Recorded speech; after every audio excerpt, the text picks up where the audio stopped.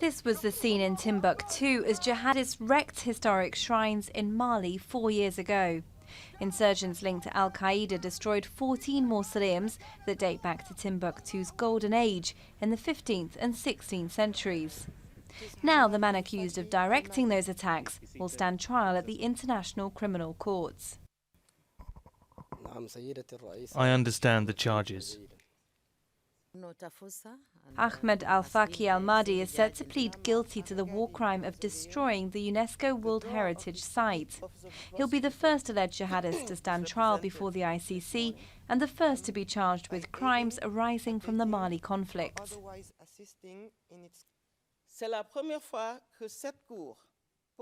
This is the first time that the court could defend the cultural heritage of a community, recognise its true significance and contribute to the fight against the scourge that touches it.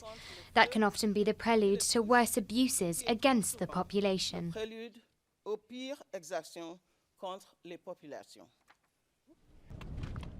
Since the attacks, UNESCO and the Malian government have begun to rebuild the tombs at Timbuktu, looking through ruins and photos to make them as accurate as possible.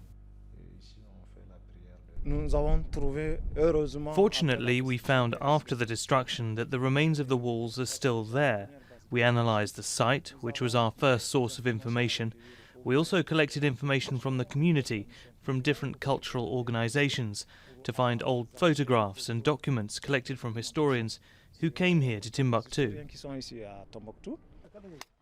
Despite the rebuilding efforts, prosecutors at the ICC say more is at stake than walls and stones, claiming this was an attack on identity, history and beliefs.